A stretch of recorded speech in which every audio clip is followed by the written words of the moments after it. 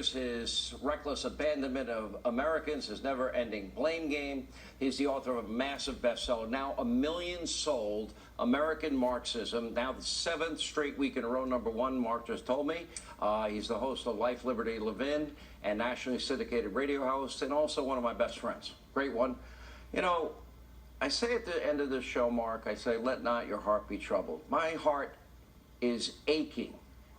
And I have like a 5-alarm fire, all these alarms going off in my head about how dangerous this is for hundreds and hundreds of our fellow Americans, the exact number of which nobody knows, where they are, nobody knows, and all of it completely preventable and unnecessary. This president abandoned them, Mark. He abandoned our fellow Americans. First, I want to talk to General Milley.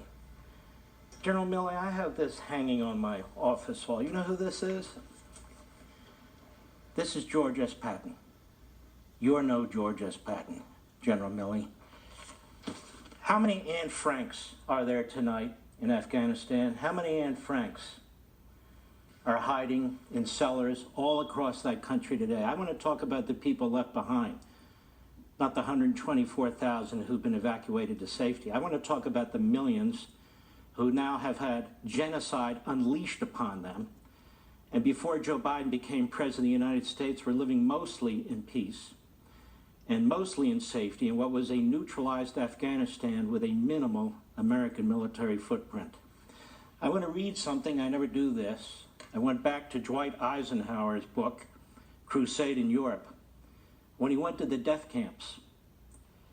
He said, the same day, April 12, 1945, I saw my first horror camp. It was near the town of Gotha. I've never felt able to describe my emotional reactions when I first came face to face with the indisputable evidence of Nazi brutality against the Jews and ruthless disregard of every shred of decency. Up to that time, I had known about it only generally or through secondary sources. I am certain, however, that I have never at any other time experienced an equal sense of shock. I visited every nook and cranny of the camp because I felt it my duty to be in a position from then on to testify at first hand about these things in case these ever grew up at home, the belief or assumption that the stories of Nazi brutality were just propaganda. Some members of the visiting party were unable to go through with the ordeal. I not only did so, but as soon as I returned to Patton's headquarters that evening, I sent communications to both Washington and London, urging the two governments to send instantly to Germany a random group of newspaper editors and representative groups from the national legislatures. I felt the evidence should be immediately placed before the American and British publics in a fashion that would leave no room for cynical doubt.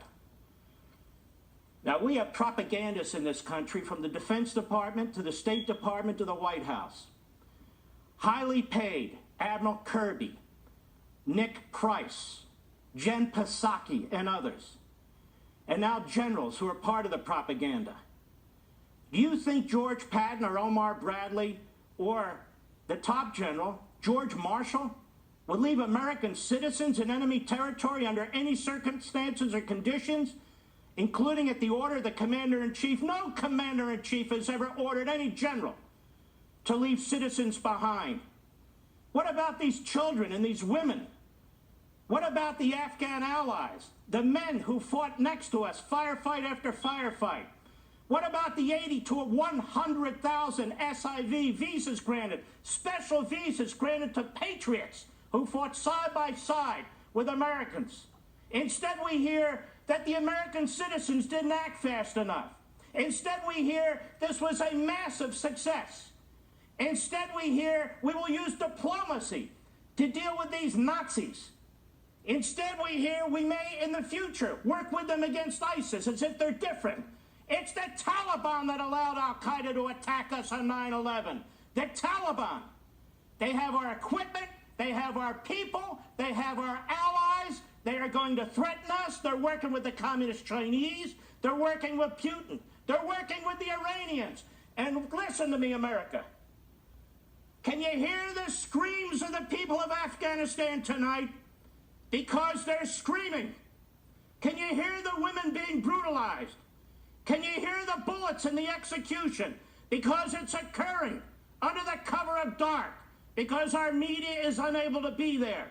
While they're celebrating at the State Department and the Defense Department and at the White House, and while they want to turn the corner and change the politics to human infrastructure of all things, and to COVID-19, by God, I've never been more disgusted with my government and the top brass of the United States military than I am right now. Listen, they're screaming. Do you hear them?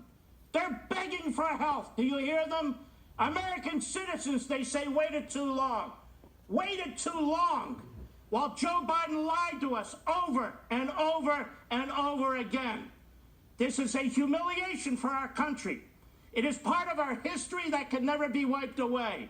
And I feel so horrible for our American troops, our real soldiers, who would not have tolerated this, but for General Austin and General Milley and all the rest of them. And most of all, Joe Biden, you are blood on the hands for the rest of your life. That's it. I'm done.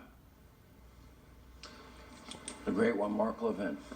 Don't forget Mark's show, Life, Liberty, Levin, Sunday night, right here on Fox. Up next,